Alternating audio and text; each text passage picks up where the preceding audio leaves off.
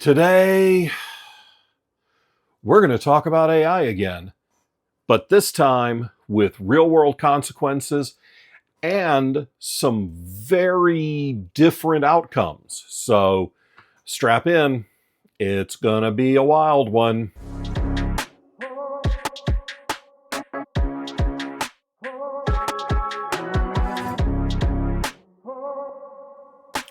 Hey there, welcome back to the channel.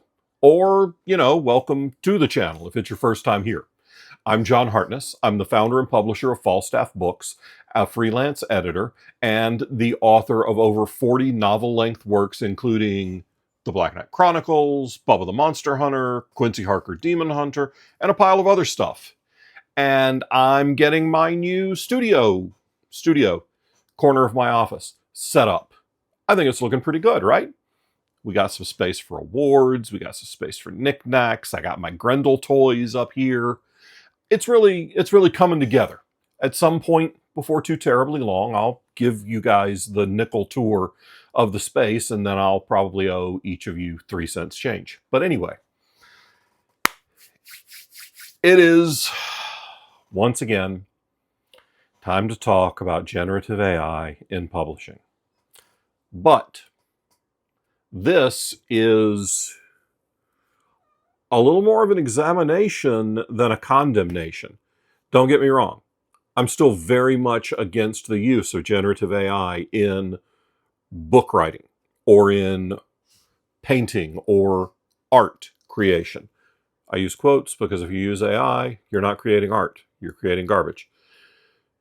But there are two very notable books recently that have been stamped AI, and I don't know if I buy it in either case. So let's take a look. Obviously, we're talking about Daggermouth, which released in hardcover from a big New York press, Tor Bramble, last week. And now that was right after somebody put out an article that said, hey, I ran this through an AI checker and it says that 60% of this book was created by generative AI. If you hear thumping in the background, that is either Gandalf or Cheeto, my sister's cat, who is now part of the family. Yeah. So Daggermouth, Daggerheart, I believe, is the tabletop role-playing game that Critical Role created as an alternative to Dungeons & Dragons. Daggermouth was the self-published dark romantasy monster hit. It hit #1 in science fiction romance, spent time on the USA Today list, and by February of this year, 2026, Simon & Schuster paid 7 figures for the rights to Daggermouth and its sequel, Python. And Daggermouth was a massive book talk hit. Influencers loved it. I haven't read it. I have no idea. But here's the thing. Now, people are saying, and by people, I am going to butcher this name. I am very sorry. Tuhin Chakrabarti, a computer science professor at Stony Brook University, they were doing a study that randomly selected more than 14,000 ebooks and ran them through Pangram, one of the tools that people use to check for AI. 20% of those returned a score indicating that more than a quarter of the book was generated by AI, and Daggermouth returned a 60% score on Pangram. And the researchers have said that it's almost statistically impossible for a fully human-written book to score 60% on Pangram. While that may be true, because I have not done much experimentation with Pangram, I did run several of my books through various AI checkers. Let's see. What did I write? Bubba the Monster Hunter, Volume 1, Scattered, Smothered, and Chunked. The very first short story in there came back as 45% AI on one checker, 75% AI on another, and 0% AI on a third. Book was published in 2012. And if you've ever read Bubba the Monster Hunter, you're well aware that very little intelligence, natural or artificial, was used in the creation of that book. Using an AI checker that feeds crap into AI to determine whether something was written by AI, when the stuff that AI writes from is trained on fiction that we create, it's kind of a weird self-fulfilling prophecy thing. So it's obviously going to be flawed because it's the inmates running the asylum. So this went into, I believe this came out in The Atlantic as part of this big article that starts off saying, this will be the first massive selling book to be partly written by AI. And then it says then it cites this study and talks about the study. And then when you get to the last quarter of the article, by the point where most people have stopped reading, it reveals that the study has not been peer reviewed. So while it was conducted in a scientific fashion, nobody has checked it. Nobody's checked their work. And it also then goes on to say, well, we don't know. We don't know if it was written with AI, and it's kind of goofy to use AI machines to check to see if something was AI written. Then why are you, Mr. The Atlantic, publishing this story a few days before the book releases, saying that it's AI? Because despite the fact that in the last paragraph, the author of the article said, well, we can't really tell, the fact of the matter is that he spent this much saying, oh yeah, this is probably AI. This is almost certainly AI. This is at least 60% AI. It's a friggin' hit piece, kids. You hear the term AI witch hunt a lot. And I am going to be very quick to condemn writers who actually use Gen AI or language learning models or large language models or whatever the actual correct term is. But when I say Gen AI, you know what I'm talking about. So if you want to correct me in the comments, go for it. Knock yourself out. But I will slag on you if I can actually tell if that your book was created with AI. But I'm not going to slag on you if an AI checker reports that your stuff was created with AI, because I've had AI checkers tell me that my books, which were stolen and used to train AI, were written with AI. And this study also said that there were rare expressions that almost never showed up in books written by humans, but frequently showed up in books written by Gen AI. And then it went on to cite a couple of these rare expressions. Let me look these up. One of these phrases is from and here's the frickin' virtue signaling garbage that throws this Atlantic article in the dumpster for me. Because instead of just listing the phrase, the following sentence appears near the end of a multi-page sex scene in chapter 27. That is not only dismissive of the writer, it's this sideways, Oh, well, this book has sex scenes that just go on for pages and pages. Look, bro, I'm sorry you can't last that long, but that's why it's a fantasy novel. This type of dismissive thing, it's like when a famous couple it's like when Tom Holland and Zendaya are on the red carpet. If the heading was Tom Holland and his wife, it's the same crap. It's dismissive of romantasy because it's primarily read by women. And that's enough obvious inherent bias in the article right there to make me side-eye at it. But anyway, after this multi-page sex scene, they collapsed together, a tangle of sweat-slicked limbs and racing hearts. That is not the most original phrasing I've ever heard, but I also wouldn't really call it rare. Now it says that same sentence, word for word, also shows up in another self-published ebook by a different author. If you sample tens of thousands of ebooks, and you sample tens of thousands of, I think it was 140,000, wasn't that it?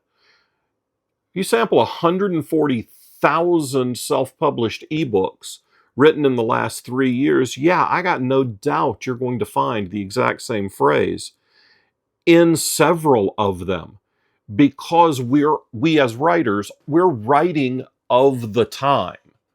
The vast majority of urban fantasy writers nowadays, we sound like a Buffy episode. Part of it is because Jim Butcher sounds like a Buffy episode, and a lot of us want to be Jim Butcher if we never grow up. And Jim Butcher sounds like Joss Whedon, because Jim Butcher was a Buffy ripoff.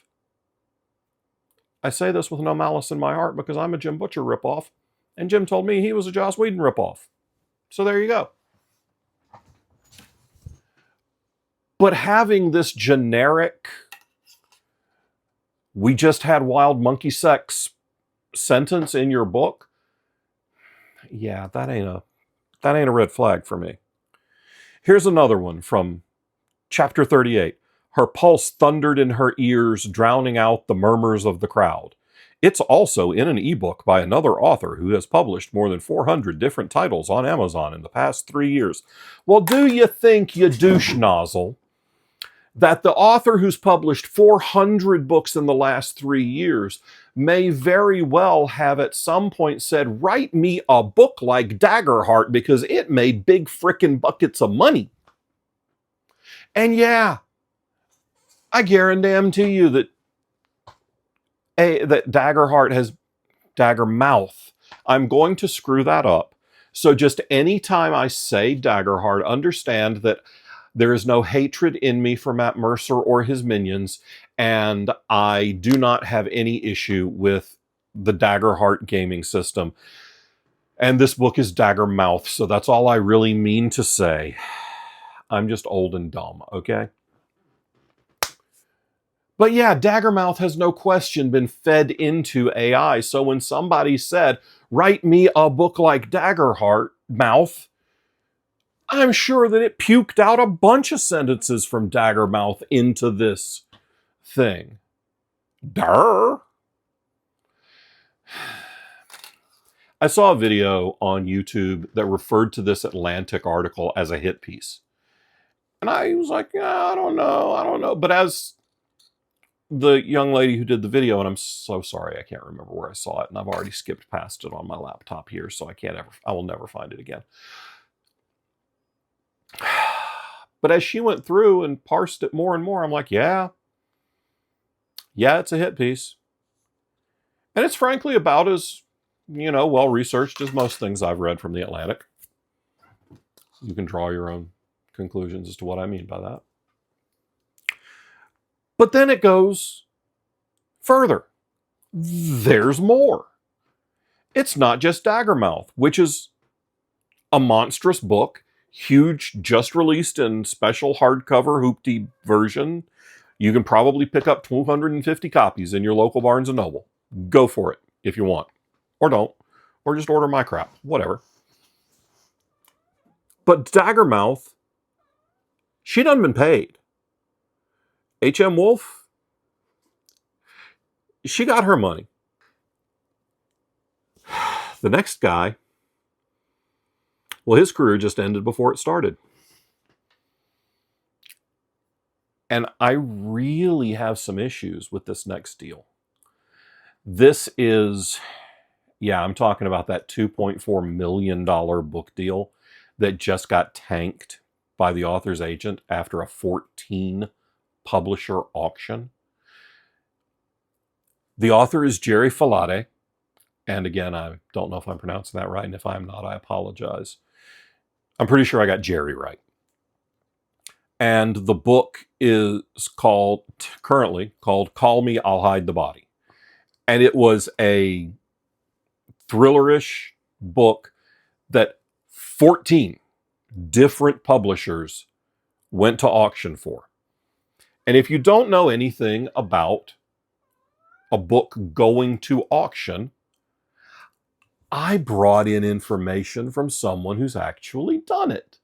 Because since I've not been published by New York, I have never had a book go to auction.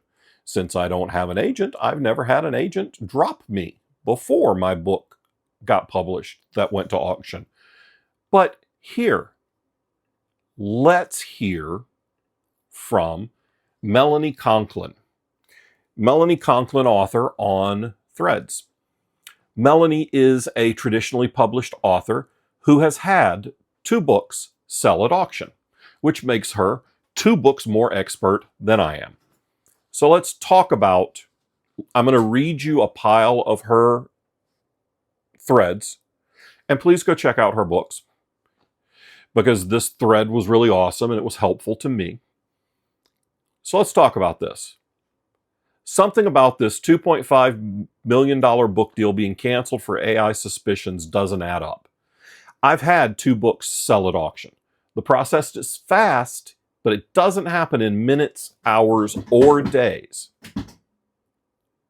Excuse me, the cats are playing. I'm trying to work here. You want to chill a little? They do not. The fighting will continue until morale improves. An auction among traditional publishers still takes at least a week, if not weeks. Many people read the book at each publishing house. They get a deadline for bids and time to form their offers. We're going to circle back around to that. Oh, by the way, yes, there's a Band-Aid on my finger. Yes, I now live with more cats. There's going to be more Band-Aids in my life. That is going to be kind of foundational for me in evaluating the Jerry Filate case. An auction is basically just a compressed timeline for a book sale. Instead of waiting months to hear back from editors, you get an early offer, usually within days or weeks, from the first pub house. Then your agent goes to everyone else. My screen is in that weird distance where my readers aren't quite clear, and without my readers, it's not. Oh, that's better. Okay, sorry. Old man will proceed now. Then your agent goes to everyone else and tells them you got an offer. They set a deadline for the other houses to offer by. Sometimes they ask for best offers by this date. Other times they run an actual auction with increasing bids throughout a day. I have experienced both scenarios. Congratulations, Melanie. That's awesome. I hope those went really well for you and that those books all earned out and you made a bucket of money. No matter how the auction unfolds, the publisher still has ample time to study the manuscript.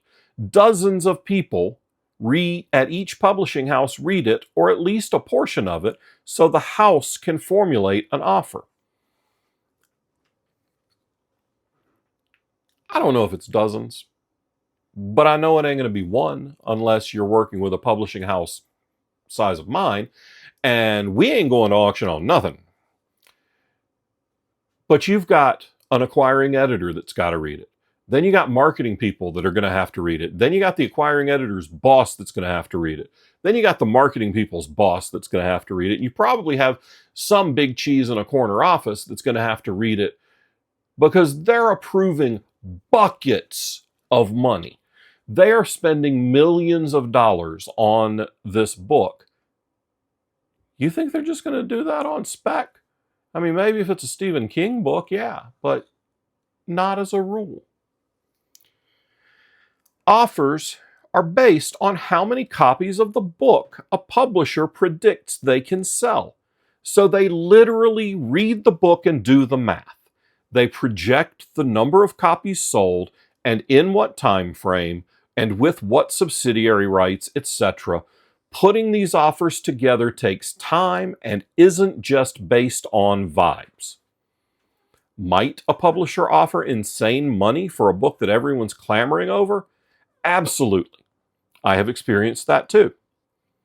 But this book being pulled after the auction for a huge advance, $2.5 million is tremendous for a debut. Debut hell, it's tremendous for anybody. That's a big bucket of money, y'all. $2.5 million. I don't know if I know anybody that's gotten that much on a 2-book deal. If you have, tell me. And then you're buying drinks at the next convention. But yeah, $2.5 million?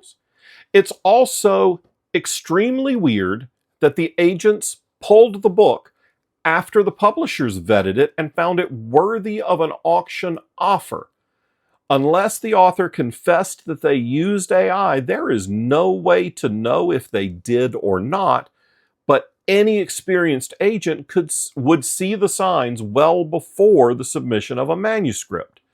I work as a writing coach, and I can tell when AI has entered the process, usually because the writer gives it away. When you talk with them, they don't have mastery of their own material. During an auction, the writer speaks with editors at each of the publishing houses. Usually it's a phone call for 30 to 60 minutes with your agent also on the call. The editor praises you a lot, but they also ask questions for clarification and talk about what they might want to change in the story should you work with them. These conversations take a week or more, and sometimes you're on the phone for hours a day. There's a lot of discussion during which I think it would be clear if AI was used. I agree. I don't think that anyone who is lazy enough to write a book with Gen AI is going to be industrious enough to then backstop their AI BS story. I think if you are too lazy to write a book, you're probably too lazy to make up a good lie about how you wrote the book. There'll be a whole lot of in your conversation with these editors. And editors for major publishing houses are not stupid people. They talk about books for a living. You think they can't tell when somebody doesn't know what the hell they're talking about? Of course they can. It's also common during editorial calls to talk about where you got the idea and how it developed over time. If you didn't develop your own concept and instead have a machine do it, it would be very hard to fake this conversation unless you're a skilled actor or a con man. In 30 to 60 minutes, you cover a lot of ground. You get challenged. You have to think on your feet. And you have to demonstrate mastery of your work that gives the publisher confidence that you will pull off future books if it's a multi-book deal. And this deal for Mr. Filade was a 2-book deal. And book 2 don't exist yet. So 14 publishers believed that this guy could write a book worth at least $1 million because they were going to buy the book that he'd written. You want to come say hey to people, buddy? Come on, come say hey.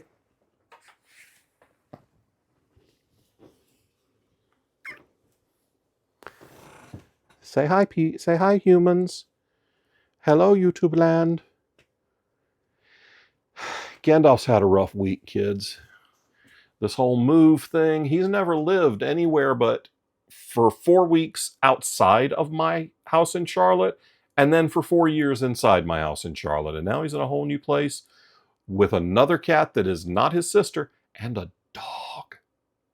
He'd never met a dog before a couple days ago. But anyway, they believed that Jerry Filate not only had written a book worth over $1 million, but that he was going to write them another one. Back to Melanie. When you talk to someone who's used AI to develop a story, they do not have the depth of understanding about their own work because they didn't go through the countless hours required to build a world in your own mind. When an author creates a story, they have to fully envision it to find their way through it and convey it to others. What is in the manuscript is a tiny fraction of what we've thought about. When you question us, we can blab for days about our story, assuming we've written it within the last couple of years. If you really want me to talk for days about The Chosen, which I published in 2009, I'm going to have a hard time talking about the genesis of it, except for the fact that it came to me in a dream. So if this author sat on calls, talked with dozens of editors, and proved themselves out over weeks of a grueling auction process, how on earth could it turn out to be AI? How indeed, Melanie. Either this author did not use AI and is being over, or they did use AI, but only for a tiny portion of the work, like research, which AI should not be used for because it's inaccurate, and wrote the manuscript themselves. If they used AI to generate the manuscript, I feel it would have been detected earlier. I don't know if I would say earlier. Well, okay, yeah, I would say earlier. I would say at some point in this auction process, more than one editor is going to say, is this slop? Because it smells like slop. And there was an editor that raised questions about Hide the Body. One out of 14 publishing houses. There was another who went on record as saying, I was one of the editors and I didn't find any hallmarks of AI. I thought it was just the usual mistakes and inexperience markers that you see in a debut novel. So why now? Why cancel a book after a 14-house auction? There's clearly something we don't know, but there's a chance that someone got cold feet and the agents are being bad cop. An agent works for you, but they also prioritize their relationships with publishers, so you don't always know the truth, but the agents know the truth.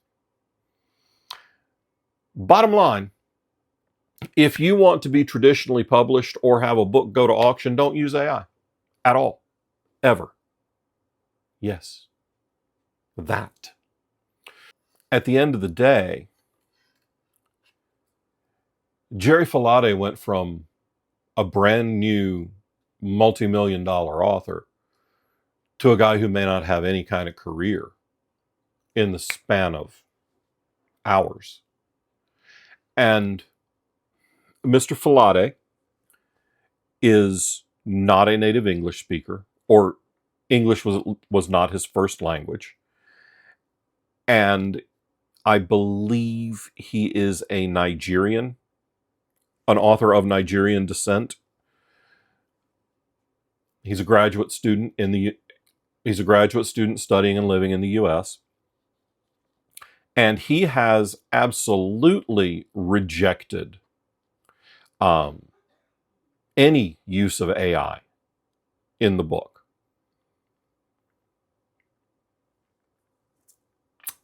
And then he says something that's very telling and very important and very true. Quoting from The Guardian, Jerry Filate said in a statement to them, He said 3 black authors received major publishing deals this year, and all 3 later had deals canceled or disrupted following suspicions about AI. There seems to be a troubling assumption that when a black writer produces work that attracts significant attention, the work could not possibly be their own. Meanwhile, there are popular white writers who have publicly mentioned using AI for their writing processes, and they're still doing fine. He's right. Publishing has a racism problem. Hell, the United States has a racism problem. The world has a racism problem. But publishing absolutely has a racism problem. And yeah, I've done now 2 videos on these 3 black writers. Shy Girl by Mia Ballard was pulled. Call Me, I'll Hide the Body by Jerry Filate. His agents pulled the book. And then Daggermouth by H.M. Wolf, which we discussed earlier. And Filate goes on to say, in my case, rumors began circulating, and within 6 hours, I've been dropped by my agency, deals were paused, and press releases were being issued. He said the novel had passed through first readers, second readers, editors, and acquisition teams of numerous publishing houses. If the manuscript had shown genuine signs of being generated by AI, it is difficult to believe that every one of those experienced professionals would have failed to notice. You know what, Jerry? I'm with you. I think you're right. Now, I did a video earlier on Shy Girl, and I kind of slagged on Mia Ballard. And I jumped in with everybody who said, well, this is AI slop. And here I'm doing a video about Daggermouth, I got it right, and Call Me, I'll Hide the Body. And I'm saying, I don't think these are AI. I think these authors may well be innocent. What's the difference? Well, part of it is that Shy Girl was plagued by accusations of being AI generated from its days as a self-published book. And one of the original covers was very obviously AI generated, and the author then pulled the cover and changed it. And Ballard's response when she was accused of using AI was crap. She basically threw her editor under the bus, claiming that, well, I didn't use AI, but maybe my editor used AI to edit my book, and I didn't catch the changes she made. Well, that's garbage. Because if you're letting a book go out the door after it's been edited, and you're not looking at every single word, then get out of my business. You're too lazy to work. Jerry Filate straight out says, I didn't use AI. Just boom. No, didn't do it. And H.M. Wolf says, nope, I didn't use AI. And in Wolf's case, her publisher has come forward and said, we stand with our author. We do not believe that H.M. Wolf used generative AI in creating Daggermouth. Tor Bramble is standing by their author, whereas Shy Girl publisher pulled the book. So what do we do as authors? Do we have to show our work? That's why I almost flunked geometry. I can't show my work. Are we supposed to keep every draft in a different folder? And I know some of you out there are like, yeah, I have 27 drafts. I have like 3. I write and revise in the same Scrivener document every time. Not like I start a new document for this book, and then when I'm done with it, I go through and I revise it in Scrivener. Then I go through and I revise it again in Scrivener. Then I export it to Word and send that to my editor. Comes back, I make changes in Word. Then I send it to the next editor, and it comes back, and I make revisions in Word. Then I upload the Word document. I can't show you 10 drafts of any of my books. I probably haven't done 10 drafts of that many of my books. This idea that we need to show you our notes, I ain't showing you shit. If you can't read my work and tell that it was written by a fat Gen X redneck nerd, then your reading comprehension's hot garbage, because nobody else could have written those books other than me. My books have a distinctive narrative voice. I'll never be accused of using AI to write because my stuff just sounds like me. I've got a friend who won't read my Quincy Harker books because he says that it sounds too much like me, and he doesn't want to hear me in his head while he's reading. And I'm like, bro, I get you. I wouldn't want to hear me in my head. I don't like hearing me in my head now, and I don't have anybody else in here most days. So I don't think Falade and Wolf used AI. I am married and live with cats, so I'm accustomed to being wrong. But I don't think I'm wrong this time. I think this is a witch hunt, and I think that it is racist. I think Falade got hurt doubly by the fact that he was not a native English speaker. So some of his phrasing may be stilted. Some of his word choice and sentence structure might not be what we're used to seeing from native English speakers. That don't mean he's a computer. He's a dude. And I think he's a dude who got screwed. And as for Daggermouth and H.M. Wolf, I hope she blows up the Times list and every other major list. And I hope the book does great. Because every time somebody buys a book, it's good for all the rest of us who are writing books, because people need to read more, and I want people to read more. So if you made it this far, you should probably subscribe, because there will be more cats. And y'all haven't even met Cheese Toast, my sister's cat, yet, but you will. So go ahead and smash that subscribe button. Give me a like. Tell me, writers, in the comments, tell me how many drafts you keep of your books. Do you do like I do and rewrite in the same document over and over again? Or do you do like my friend Gail does and do draft A, then draft B, then draft C? How do you work? What's your process? Now that somebody wants to grill me on my process, I can talk about how I write books all day, as is pretty evidenced by the number of videos on this channel. I can defend how I create books against accusations of Gen AI.